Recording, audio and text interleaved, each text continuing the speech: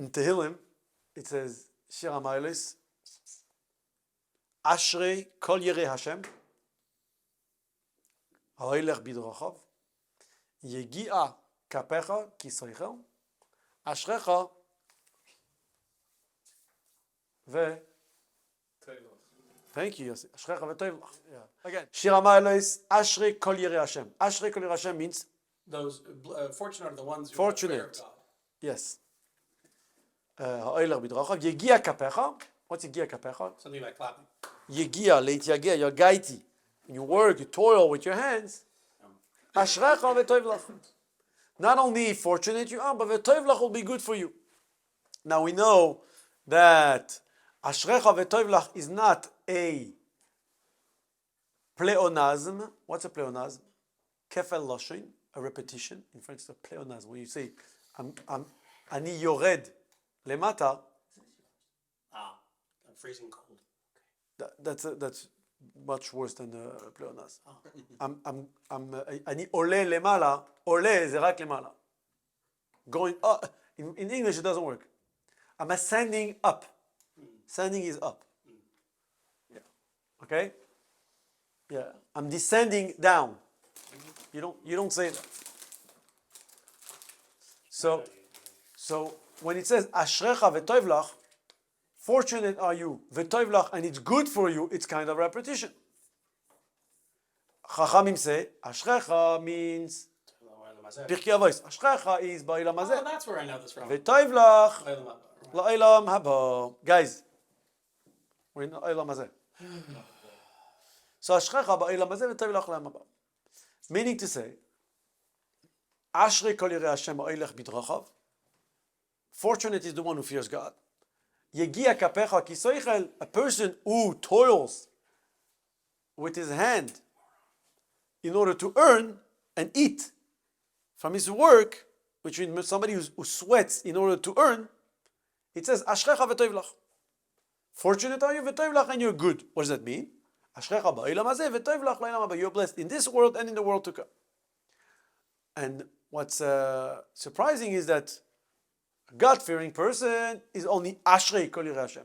Someone who works hard with his hands, Ashrecha v'toivlach, is better than a God-fearing person, both in this world and in the world to come. How do you explain this?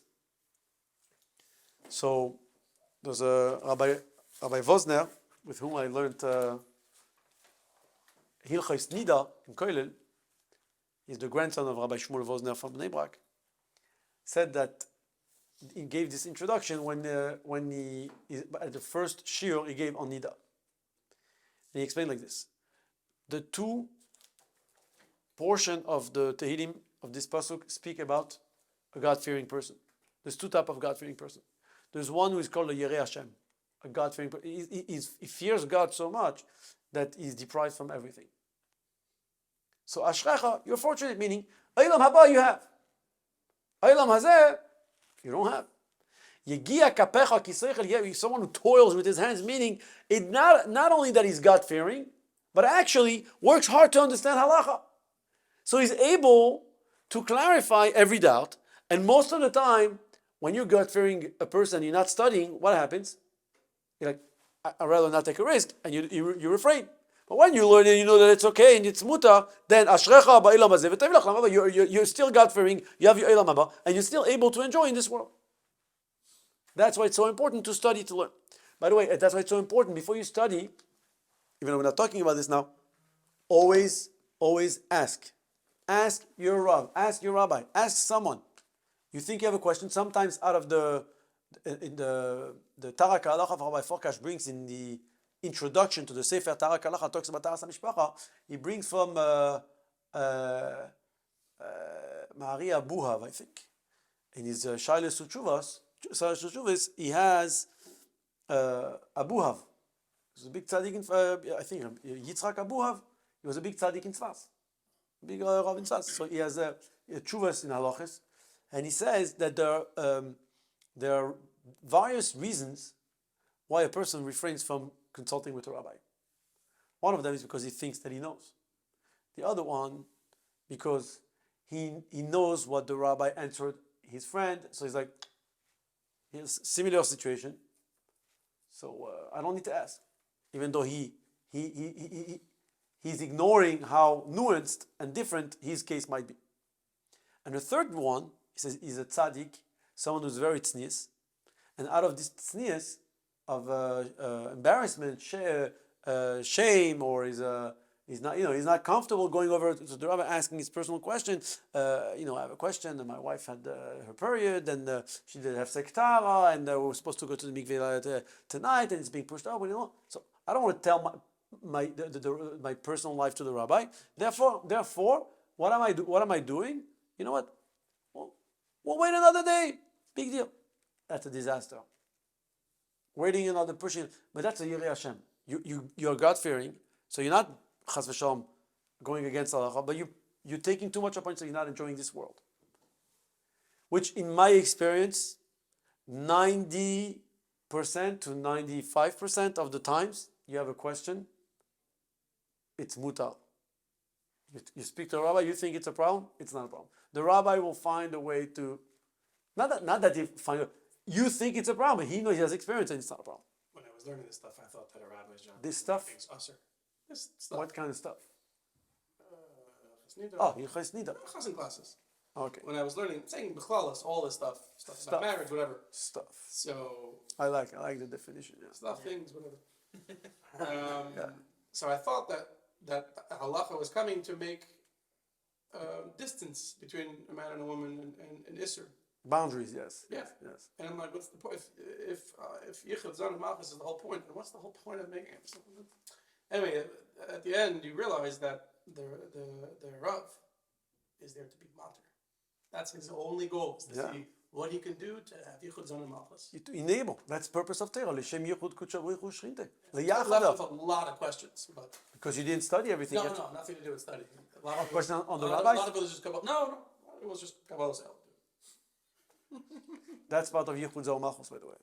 True, 100%. Listen, marriage operates on Kabbalah's oil. 100%. For those who don't know what Kabbalah's oil is, Yossi, do you have a good translation for Kabbalah's oil? Submission. Not submission. Submission doesn't sound good, guys. I don't think submission is a not good connotation. No, it does not define Kabbalah's oil. Is Kabbalah's oil, can we say that marriage is about... No. It does have a degree of loyalty. It's blind. No, execution. Blind humility. Execution. Not humility. It has nothing to do with humility. Execution. In marriage, it's like you got to do the right thing. Kabbalah's oil is whether you get it, you don't get it. You understand. Blindly. Absolutely. Dedication is a very good one. Definitely a positive one. Oh yes, I like that. Oh. I would say in marriage, it's either dedication or commitment. You commit to do it, to do the right thing, even when it doesn't make sense, even when it's not right, even when you think it's not right. Kabbalah's oil is accepting the yoke of what? Of marriage. No, so what in marriage? It's not her oil; it's his oil.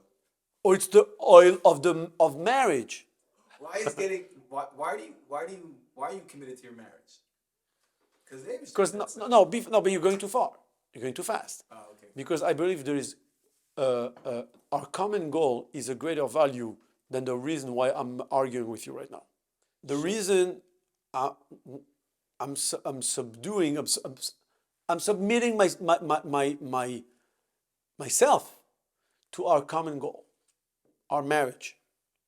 So our marriage is more important to me than the reason why I'm arguing or fighting with you right now. As much as I want to be right on this subject, my interest in making this marriage work is greater and has more purpose to me than the reason of this argument. So I'm committed to the marriage. I'm dedicated to the marriage to make this marriage work because of the love between me and you, because of the children that we have together, but also and essentially because Hashem, God, put me into it and wants me to be there and do that. That's the Kabbalah's oil. But it starts with the commitment. It's a bitul. Kabbalah's oil means bitul. Submission, submissive, or subjugate. That is selflessness. There is marriage requires selflessness. I think Kabbalat Ol, Kabbalah's oil, call it whatever you want, is a definition of something. What's the definition? There is an animal that has tremendous strength and power that we can leverage and use the strength. However, if you let it go on its own, it will never accomplish the purpose. Sure, Yeah, so you put on the yoke. The yoke doesn't cancel, doesn't erase, doesn't remove the animal.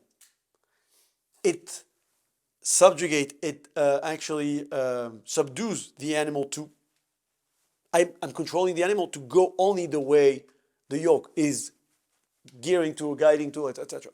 So that's the idea. So we are accepting. Going under the chuppah together means that me and you are committing to this value of Jewish marriage, kedas Moshe veYisrael, ariat mekudeshet li v'tabal kedat Yisrael, and therefore me and you are committing to a higher purpose, and therefore we're ready to be selfless and let go of disagreements in order to protect our values, our common goal. That's what I consider. Anyways, I'm not even sure, by the way, why we're talking about this now. I said I still have many questions. Okay, that's all. Most of them were answered by the statement. It was misaken by a very great body of Talking about Nida? yeah. I don't think. Whatever. I think you didn't. First of all, I think you did not study. Did you study the entire Ches Nida? Yes. I mean, you say found out? entire. I mean, no. Whatever So, Chana was okay. supposed to learn. Did you study the entire Hilchos Tefillin in your life? Probably not. You still put on tefillin every day. So how do you know how to put on tefillin? Because when you were a kid, your father taught you how to do it, and since then you've been doing it. Does that mean that you're a soifer and you know all the detailed halachas about tefillin? No. Same thing about nida. You learned how to live a Jewish marriage. You're not a master of nida. So how can you say there's still things I don't understand? You never went through the whole thing. So the questions Questions on. Yeah, but you didn't go through the whole thing. Rabbi Vosner, actually, when he taught us, we asked him because he was quoting Rishonim Achronim like this, My questions. and were hold on. They were more. The Go on. Hilchos Nida does not address only the technical, Rather. much more.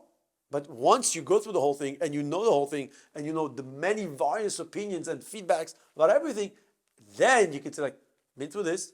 This is my question, etc. etc. You're allowed to have the question, but a lot of things remain unanswered. Like, They're not really unanswered. Open up the safe. The answer was I consulted somebody more wise than me, and the answer was more or less. It was a great and holy and Baal. When people have the connection to Hashem very nicely. Emunah, No, they have no. Ruach HaKodesh. Ruach HaKodesh. Last week's Hayom Yom. They were Baal Ruach HaKodesh, and they were the ones that were masaking these things. There was a reason then. Fine. Find me today a body of people who have even half of that, and they could be on masakin. Until then, the people who are masakin what they're masakin stands lo'ilam until someone else makes it. And that's a good enough answer because Lamaisa, we don't. If you want to tell me that they wouldn't have known what would be later on, that's stupidity.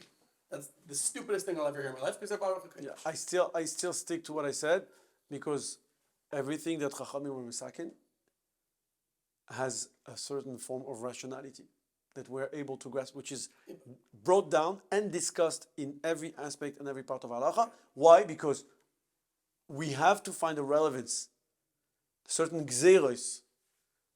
Yeah. Now, you're right. The nature of how we apply halacha in the most modern times will have to stick to the authenticity and the origin of how Chachamim were misakin. For example, the reason I remember Rabbi Hella saying one time, the reason why we're not allowed to eat pas akum, which means bread that was not baked by a Jew, even though this is a gzera she'en hatzibur yochlim lamed, but that's why it was never established as an isur. That's why there's still people who eat pas palter, right? Non-pas Yisrael bread. But the reason Chachamim were misakin this, or bishul akum, all the halachas of gi'ule akum in Yoredeya, why? Is mishum chatnut, mishum chisnus. They say, what's chisnus? Lois is chasen ba. You're not allowed to marry them. In order for your son not to marry the non-Jewish girl, I'm putting boundaries between both of you, even if you're cooking fully kosher ingredients in your home, but the fire was turned on by the guy, but who's cooking it for you? Or you go to the guy's house, he's using kosher ingredients from A to Z. He's making it kosher for you. Still, it's not kosher. Bishul akum. The bread is 100% kosher. We're no longer talking about ingredients. We're talking about the fact that it's being touched or prepared by a non-Jew. Chachamim were asur it. Say it's asur. Why? Mishum lo titchaten bam. Not allowed to marry them. No, So, if you light the fire and they make it, so, or like in the modern day factories where you can be. I'm repeating what Rabbi Hela was talking about like 20 years ago. I said modern day factories where you can be sitting in California and from your app you can turn on the oven in China at 3 o'clock in the morning, and that's considered pas Yisrael. Why not? Is that the case? Yeah. Why not? You control a factory. The machine for the candies needs to start at a certain time, and the ingredients. It's all robotic. You just need a Jew to put. Okay, that's considered pas Yisrael. Nothing out of the spirit of it, but yes. Why? Because the rule is the rule. Now, but just like every new rule needs to be based on the Constitution. Yeah. Okay? It's an amendment of whatever you're doing, it's based on. Now, for example, he said, how about you come to a table with a guy and you print a sign or you write on a big sign, Lo tischaten ba, do not marry his daughter. As a reminder. So I'm eating with you, I'm just remembering. Will that help? It'll help, but not la halacha. No, why? Because you go according to the nature of the gzeira that the Chachamim instituted. That's what you're saying.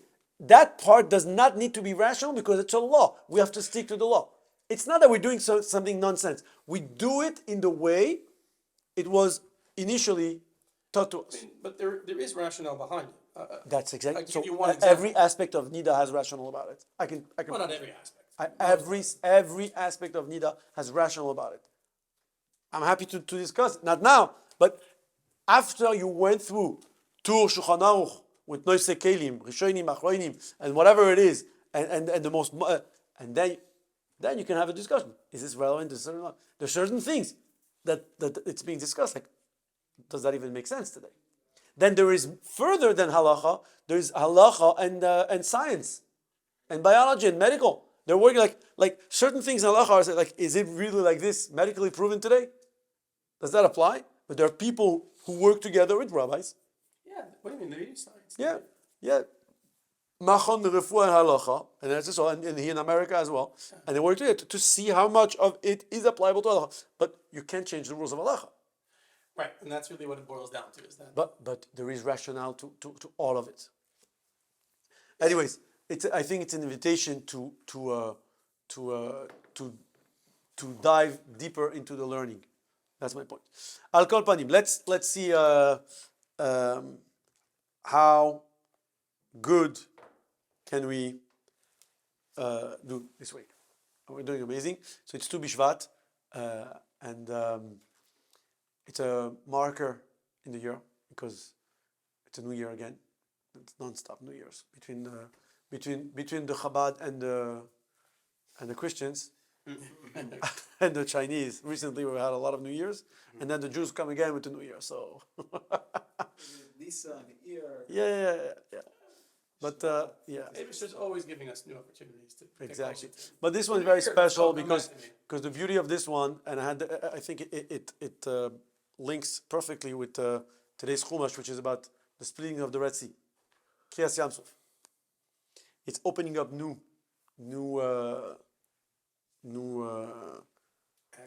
avenues, new roads, new future, new channels, new opportunities, and it's revealing what's hiding and what's to B'shvat on Chamisha, also on the 15th when the moon is full, not on Rosh Chodesh like Beis Shammai says, is because it's not only about planting the seed; it's already starting now.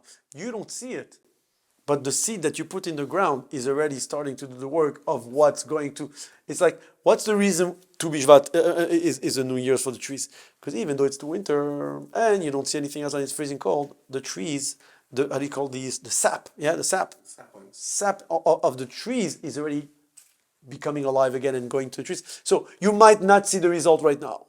And I want to say that it's very much connected to everything we're experiencing right now. Bnei Israel are standing in front of Yam Suf. There was no, how do you say, beach towels. There was no stretcher, like the stretcher, how do you call these long chairs, beach chairs. There was no how do you call it? Even though it was a Mediterranean, there was no parasol like umbrellas. The umbrellas, yeah, but it was not fun. You know, there were arrows coming into the Nile, and somehow the arrows were like being destroyed. It was a scary moment at the beach, and no one had their bathing suits. Yeah, and they forgot how to swim because they've been 210 years locked into Egypt. No one wanted to go into the Nile. Right? Okay. So they're standing there, and as much as remember, guys, always remember that when you're told a story, most of it you haven't been told. So when you're a kid and they're telling you, oh, the Yidden went out of Egypt and killed them, so it was not fun. It was not fun. I mean, there were pretty cool stuff happening though. Right. When you read the story, it's fun. When it's happening, it's not fun. That night was petrifying. That night of Shvisha Pesach. Hold on. Like they saw through the water and there was. Hold on. But yeah. But in the whole time. By the way, the whole yeah. Even with all the weird cool stuff happening, That's why God. That's why God had to make all kind of gold and silver and so much goodies appear and come out, so they get excited and motivated. It was like bait, guys. Keep going. You might find more treasures. To calm the kids down. It says G'doila biza sayam. G'doila biza sayam. The treasures they were able to pick and find from the Kiryas Yamsuf was greater than what they had during Makas Choshech. Right? But remember, guys, 80% never made it out. So all those guys are going out. You know that. Only a fifth came out. So how do you feel? We left so many guys. We're not as big as we were. Are we actually doing the right thing? Maybe we should just go. There was uncertainty the whole time. And then suddenly, Paro is running after us, chasing us, and there's the water in front of us, there's the sea in front of us, and Moshe, Hashem, what should we do? Matitza kelai. So it's chaos. There's chaos going on, and you know what? There is a hurricane. Vayelech Hashem ruach kadim azak and a very strong wind going on. More than a hurricane. It's a hard, and we don't and if you were a little bit I'm a Kubal type of guy, you know that there's a fight in the heavens, that the angels are fighting. Like, you want to kill them to protect them? Both of them are your creatures. Like, what how are they? They are idol worshippers there. What are you doing? Like, you want there was a big commotion out there. So you know the story to the Shvisha Pesach. So what do? You make a meal, you make a yamtiv, you bring your kids to shul. Ice cream parties. Yeah. By the way, also Matan Torah was not so exciting for them. They were a little upset that they woke up early. They didn't like it. They died a few times. Yeah. That was they were they were having something. I don't know. They're like yeah. But definitely. By the way, when you know the end of the story and you're reading a chapter book, it's not fun. Yeah, no, it's not exciting, but so the parsha, we know the parsha. Jews always win, and they always get God upset, whatever. They always, and there was always something. Yeah. So why am I saying this, guys? You don't know the end of the story. You are the story. History is happening. The rest is still in And you have definitely trauma from the past. 80% didn't make it out. We've been slaves for 210 years. We know nothing. We know nothing about it. We know nothing about the new plans. We like we are at risk constantly. So you took us out of this safe jail, and now we're homeless. It's so uncertain.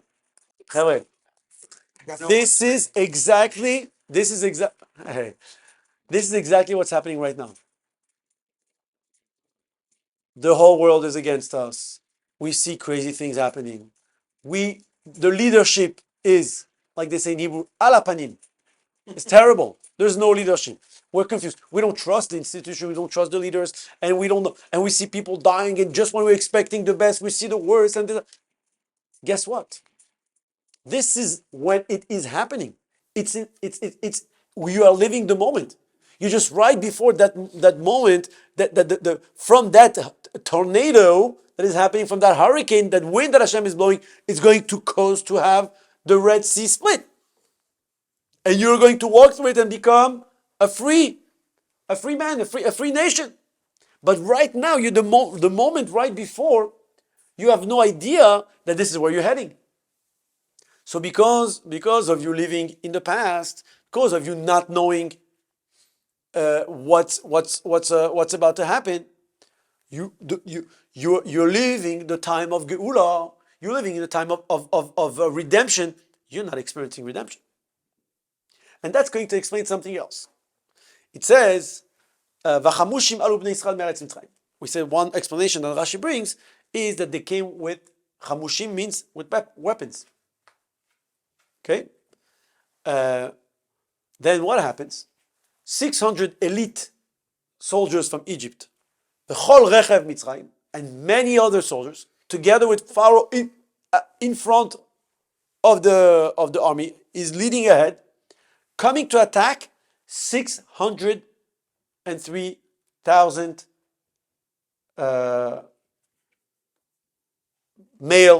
Jewish male above 20, which means at least 2 million people.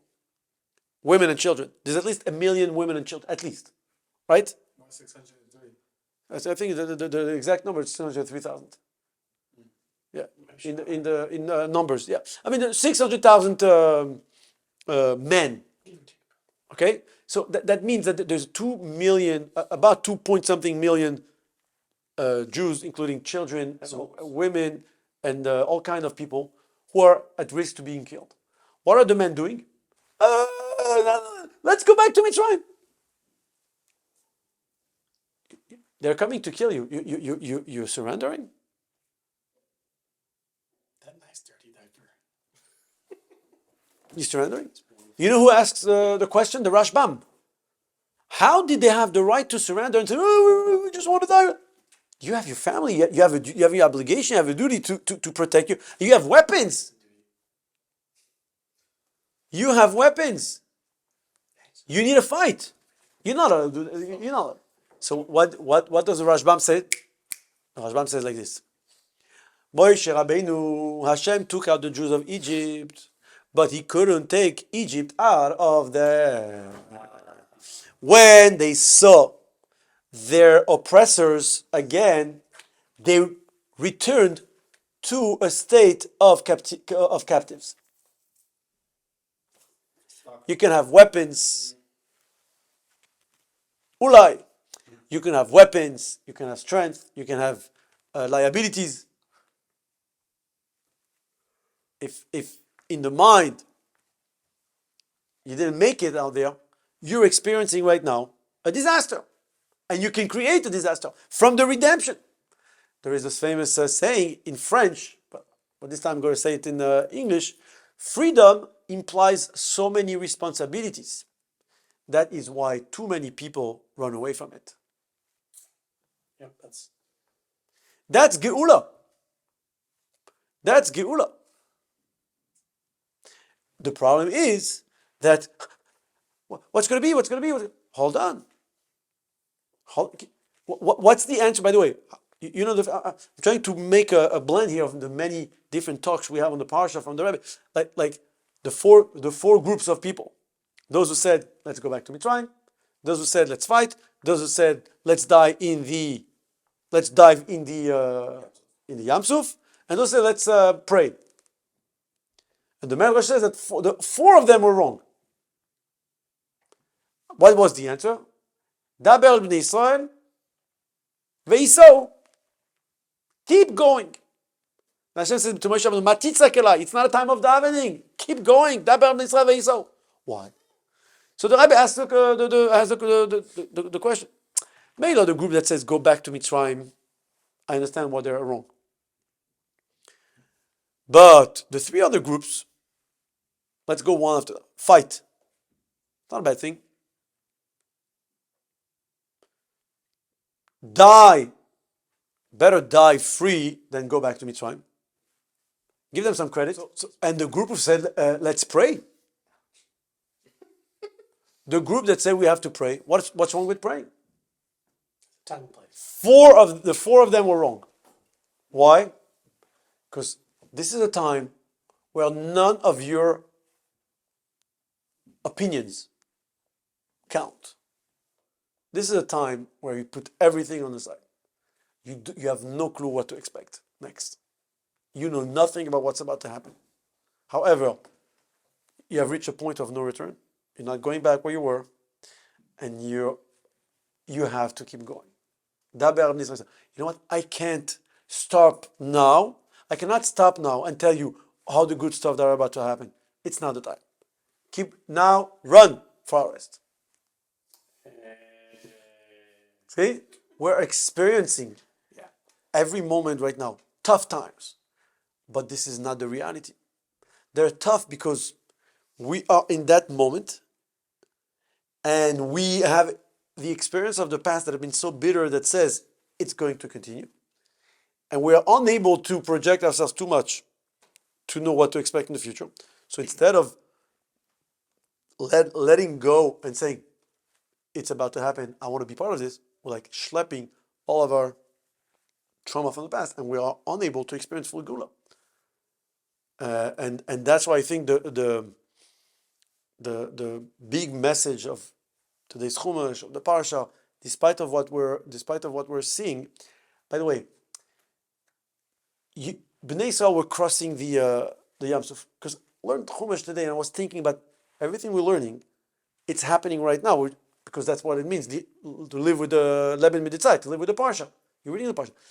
Do you think all the Jews, Bnei Israel, knew what was happening to all the Mitzrayim?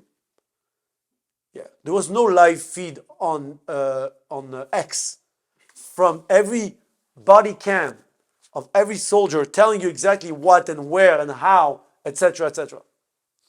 There was nothing. So they're there. They're in panic. You know when they found out what happened to the Egyptians? When they arrived to the other side of the ocean, of the sea, Hashem had the sea spit them out. So Bnei Israel should believe. It's all into this Chumash. Should believe that they actually died. And why you said maybe it's one of the Rashis today. Maybe just like we came from one side and came out of the other side, because they went like this. Kiyas Yam Suf was like this, right? It was like a U-turn. Well, maybe they went to the other side and they're coming back. The mind, the Galus mindset never left them. Maybe they're still around. So Hashem had to propel them out of the water to show them, no, they're completely dead. They're not coming back. You're good. And then they experienced the problems of the rich people, the wealthy people. We don't like the food, we don't like the water, there's no AC. Yeah. But that's for tomorrow's Chumash, guys. That's for tomorrow's Chumash. But at least let us crack that box and let Egypt go out of me. And insert the new mindset, the new chip that will help me see not the future, the present. And as soon as I say that, like Yossi is changing his sight, you got the message. You got the message. But I think that's what the Rebbe was demanding and begging us, like open up your eyes, open up your eyes and see that we're in the time of the Geula. Like, what do you mean? It's there. Stop schlepping with you your past.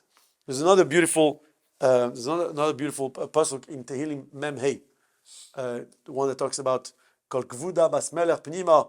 Like it says, Shimi Bat Uri. Listen, daughter, and see.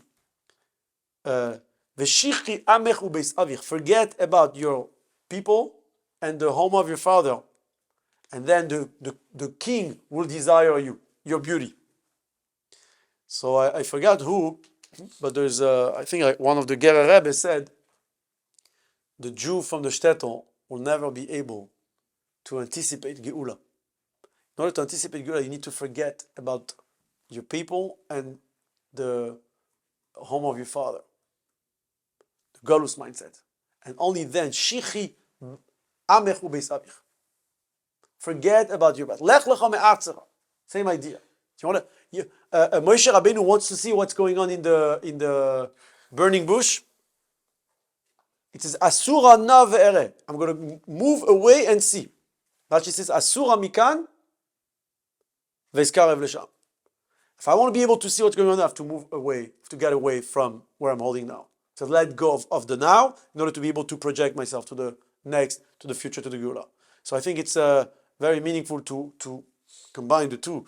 The Kriyas Yamsuf moment of redemption and the Tu B'shvat idea of renewal. You plant that seed and you let Azorim Bediva, and it's a new beginning. If we can implement some of this and start seeing the positive of everything, despite the unanswered reality that we're facing.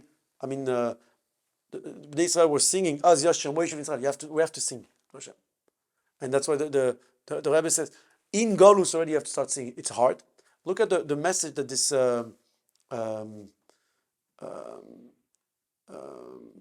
what's his name, soldier that just died, Wiesel, Elkanah Wiesel.